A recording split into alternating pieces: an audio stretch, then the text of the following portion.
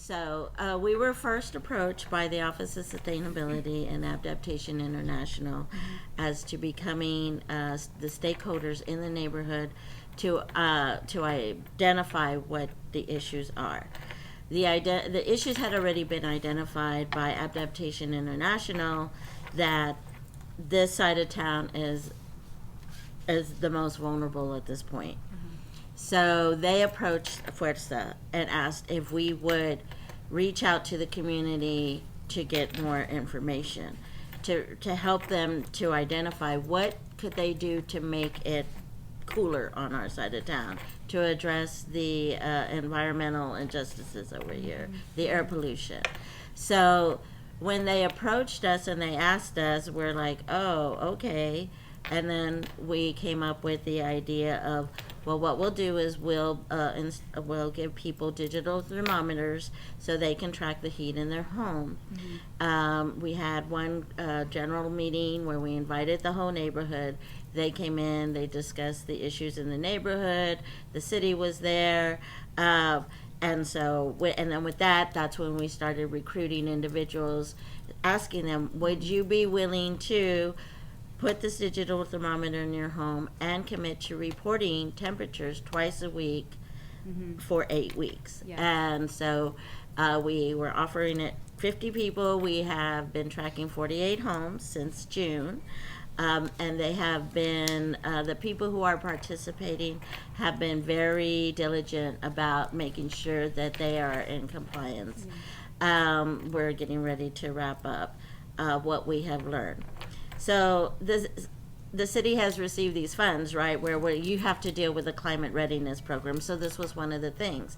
The second part of it came when they offered the $20,000 to the organizations who wanted to, who could help fight the climate. So we started this one project, and then they opened the doors for the others. So we are now at this point taking advantage of both of these projects. Okay. So it wasn't one before the other. Yeah, It just happened that because it is such a major issue, and now the city is dealing with it, which is why they have invited us. And they chose Fuerza Unida because of the relationship that they've had with the community. Petra and her founders are grassroots, and they have developed this, they've mastered it and on how to keep the community involved. By their sustainability of over 34 years proves that. Yeah. They started, they're still here, and now the fight is real, but now we're identifying it on a higher level with this climate change. Yo pienso que ha sido un impacto muy triste y muy mortificado en familias, porque ¿qué está pasando con el mal ambiente, verdad? ¿Por qué estas como elevadas temperaturas de calor? ¿Por qué? Mucha gente no sabemos por qué, ¿verdad? Pero muchas tenemos una idea en general.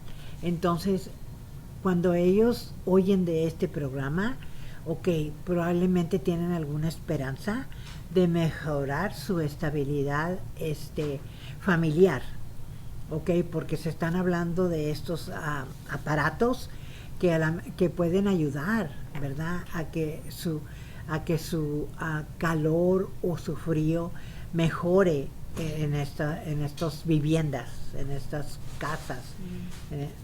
Yeah. So I have found that there are several individuals who live with 100-degree temperatures on a regular basis inside their home, no matter what time of the day or night it is. And we took information on what kind of house they lived in, whether it was insulated, what kind of AC units are you using. People with central air are dealing with this issue. People with central, window units are dealing with this issue. I mean, the ability to weatherize your home. Is your home weatherized? Do you need assistance in weatherizing your home? Those are the things that have come up. And like I said, even themselves have come back and said, I didn't know my house was this hot. they didn't realize that they're really living in a dangerous, there's danger in their home because their home is so hot, and we're, we're excited about having the knowledge to be able to say, look, this is real and we need to address it, instead of, after fact where, you have people dying of heat in their own home and nobody was aware that their home was even that hot.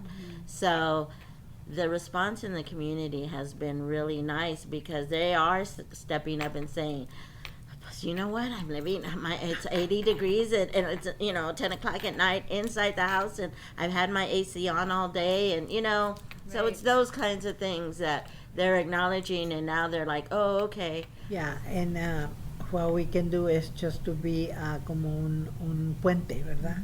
Un puente, un bridge to connect these